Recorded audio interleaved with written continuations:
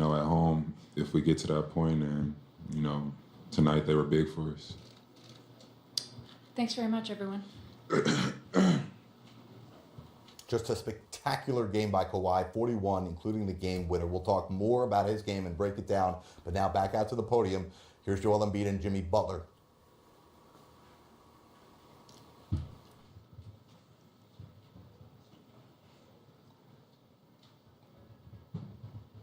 Jimmy, right here down to your left, Mike Bond of USA Today. Can both of you guys just describe that final sequence and what it's like kind of standing there looking up at the ball bouncing off the rim and then seeing it go down? He hit a tough one. You tip your hat to that, man. He's an incredible player. We know it. Y'all know it. Ain't too much more you can say about it. Joel, back here, Joseph Kashar with the score. I know you were emotional after the game, and it looked like Mark had some words of encouragement for you. I don't know if you want to share what those words were, but just how important was that for you to have a veteran big man take you aside like that? Mark has a lot of class. Obviously, I have a lot of respect for him, and I won't share anything, but it was just talking to me, making sure to let me know that I'll be right there at this. I'll be right there at this moment and further in my career. Yes, I have a lot of respect for him, and he's a great guy. Well, Yaron Weitzman, Bleacher Report, to your right. You were showing a lot of emotion there. Just able to take us through what you were thinking and what was going through your mind? I can't hear. You were showing a lot of emotion there. Are you able to take us through what you were thinking, what was going through your mind in that moment after the game? I don't know.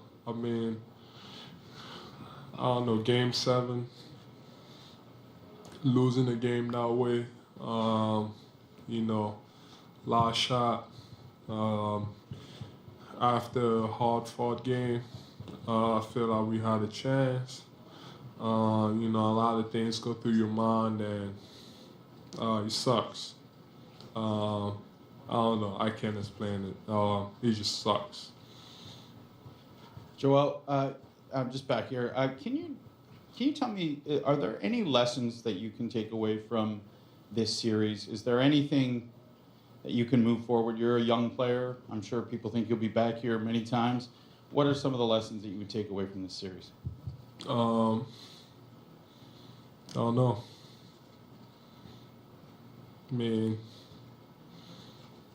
I don't know.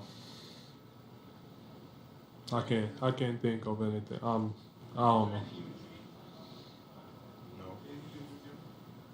know. No. We fought hard. Everybody gave everything they had. We could have made some more shots, but it's basketball. Sometimes it's gonna fall, sometimes not. I felt like, everybody left everything on the court. From the coaches to the players to the guys in the locker room. Feel like everybody had us prepared and we gave everything. For both of you guys, Dave McMenamin, ESPN, how formidable of an opponent was Kawhi Leonard in particular, and what was it like game planning for him as this thing went out, and what level, or how could you describe, I guess, your respect for the shot and what he did this series?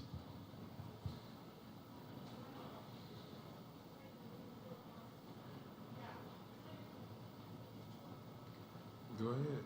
I don't even know what formidable means. Great player, obviously.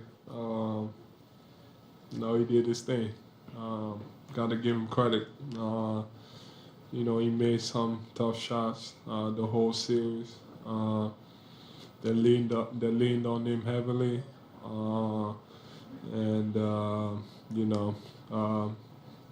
don't know. But he's a great player. Jimmy Sopan with the New York Times, right over here. You are a free agent. You have a big decision coming up. Can you assess your time in Philadelphia and reflect on what your half season or however long it was like here? I'm not worried about none of that right now. I just got through losing. I don't want to talk about nothing else except for basketball.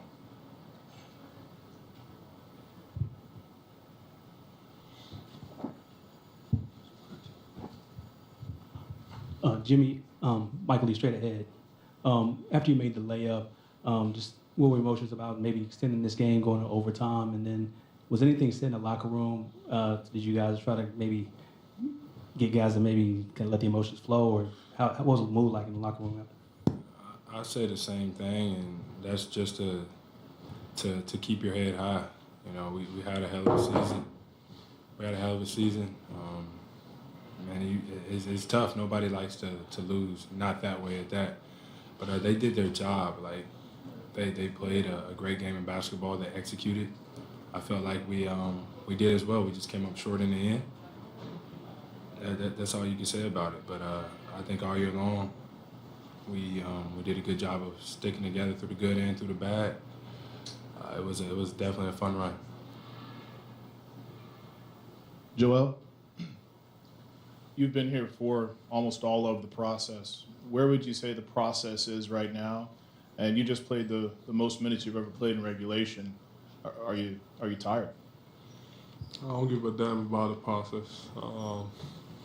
And no, I'm not tired.